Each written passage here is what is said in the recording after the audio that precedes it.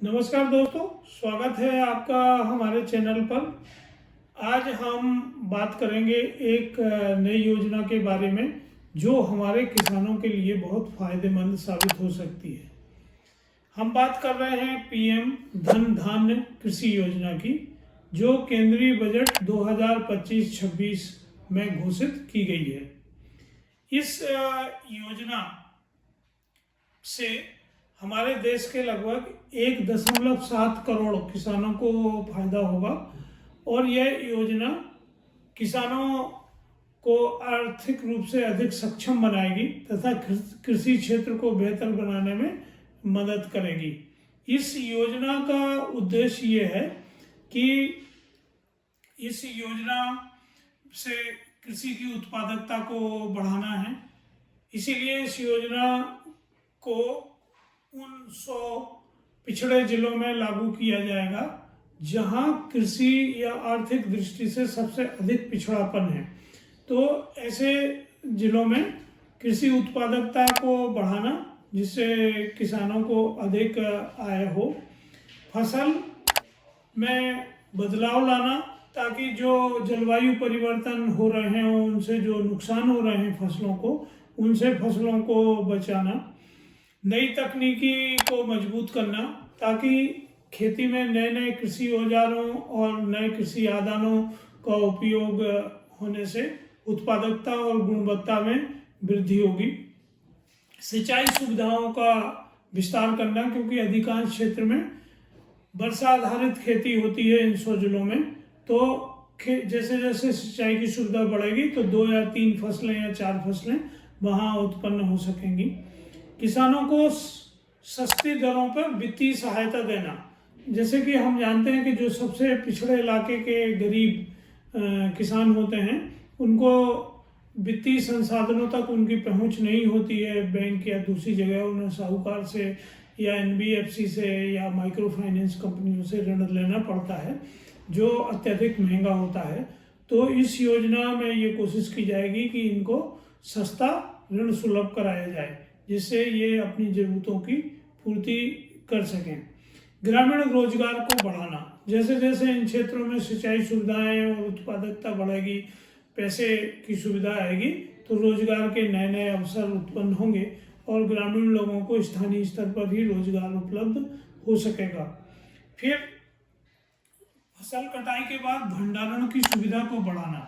देखिए, हम सब जानते हैं कि जब किसान फसल काट लेते हैं तो वो एक साथ मंडी में अपनी फसल बेचने लाते हैं और इससे आपूर्ति बढ़ जाती है और मांग कम होती है, तो मंडी में फसलों की जो कीमत है वो घट जाती है और किसान को डिस्ट्रेस मोड में फसलों को बेचना पड़ता है। तो भारत सरकार ये चाहती है कि यहाँ भंडारण की सुविधाएं बढ़ें, गोडाउन और वो कोल्ड स्टोरेज और गोडाउन में अपना माल रख सकेंगे और फिर अपनी ज़रूरत के हिसाब से वो जब माल बेचेंगे तो मंडियों में उनको ज़्यादा कीमत मिलेगी। दूसरे, जब भंडारण की सुविधा साइंटिफिक हो जाएगी तो जो पोस्ट हार्वेस्ट लॉसेस होते हैं, कटाई के बाद जो फसलों का नुकसान होता है वो भी नहीं होगा और वो नुकसान भी किसानों का बच सकेगा। फिर इस योजना में कृषि सहकारी समितियां और फार्मर प्रोड्यूसर ऑर्गेनाइजेशन को भी मदद की जाना है ताकि बाजार तक उनकी रीच हो सके। वो ऐसे बाजारों में जहां वो अभी अपनी सामग्री नहीं बेच रहे हैं उन बाजारों में भी वो जा सकें। तो इस योजना में मुख्य रूप से, जैसे मैंने आपको बताया कि छोटे किसान, भूमिहीन परिवार, महिला किसान और युवा किसान शामिल हैं जिन्हें इस योजना के तहत फायदा मिल सकता है। तो इस योजना का फायदा लेने के लिए कौन कौन से पेपरों की जरूरत होगी, कौन से दस्तावेज किसान के पास या आवेदक के पास होना चाहिए। सबसे पहले आधार कार्ड होना चाहिए जो पहचान के लिए है। फिर भूमि स्वामित्व का प्रमाण पत्र होना चाहिए जिसमें खसरा, खतौनी, नक्शे, जमीन के जो रिकॉर्ड हैं, ऋण पुस्तिकाएं वो आपके पास होना चाहिए। कृषि खाते की जानकारी होना चाहिए, बैंक खाता की जानकारी आपको देना पड़ेगी क्योंकि इसके योजना के तहत जो अनुदान या दूसरी सुविधाएं मिलेंगी वो डीबीटी के थ्रू सीधे आवेदक के खाते में ही पैसा आएगा। आय का प्रमाण पत्र आपको होना चाहिए। तो जो राजस्व अधिकारी हैं, तहसीलदार सामान्यतः आय का प्रमाण पत्र बनाते हैं, तो वहां से आपके पास आय का प्रमाण पत्र होना चाहिए। इन दस्तावेजों के अलावा यदि आपका बैंक कोई और जानकारी चाहता है तो वो दस्तावेज आपके पास होना चाहिए कि तभी आप इसमें आवेदन कर सकते हैं। तो इस योजना का आवेदन कहाँ करना है? तो मुख्य रूप से आपको कृषि विभाग के कार्यालय में जाना है, वहाँ आवेदन फॉर्म आपको लेना है, उस आवेदन फॉर्म को भरना है और उस आवेदन फॉर्म को भरने के बाद जो दस्तावेज जरूरत है उनको लगा के आपको वहाँ जमा करना है। जब आप अपना आवेदन फॉर्म जमा कर देंगे तो इसकी जांच संबंधित अधिकारी, स्थानीय अधिकारी कर्मचारियों द्वारा की जाएगी और फिर वो आपका आवेदन बैंक को भेज दिया जाएगा। वहाँ से फिर योजना का लाभ आपको प्राप्त होगा। अगर आप पात्र पाए गए तो योजना का लाभ निश्चित रूप से आपको मिलेगा। इस योजना के तहत किसानों को दो तरह के ऋण उपलब्ध होंगे, एक अल्पकालीन ऋण है और एक दीर्घकालीन ऋण है। जिन ऋणों की सीमा 6 महीने होती है उनको अल्पकालीन ऋण कहते हैं और जो 6 महीने से अधिक के लिए ऋण लिए जाते हैं उनको दीर्घकालीन ऋण कहते हैं।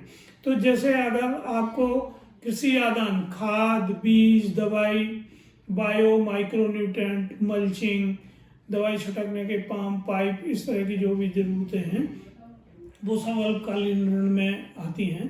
और जब आप कुछ मशीन उपकरण लेते हैं या बड़ी मशीनें लेते हैं तो उनके लिए आपको दीर्घकालीन ऋण मिलता है। तो दोस्तों, ये जो पीएम धन धान्य कृषि योजना शुरू होने जा रही है, ये अभी इसमें कितना बजट होगा और कैसे कैसे इसको चरणबद्ध तरीके से लागू किया जाएगा, इसके डिटेल अभी जारी होना है भारत सरकार द्वारा। तो जैसे जैसे वो आएंगे तो हम आगे समय समय पे आपको वीडियो के माध्यम से इसकी प्रगति के बारे में बताते रहेंगे।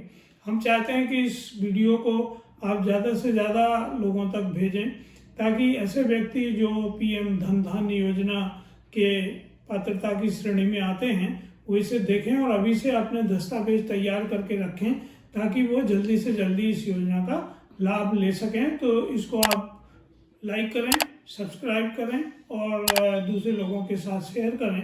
तो मुझे उम्मीद है कि आपको और आपके दूसरे साथियों को भी इस जानकारी से लाभ होगा। तो यदि आप इसके अतिरिक्त कोई जानकारी चाहते हैं तो आप कमेंट बॉक्स में नीचे लिख सकते हैं, हम आपको जरूर जवाब देंगे ताकि आपके सभी डाउट्स दूर हो सकें। धन्यवाद, नमस्कार।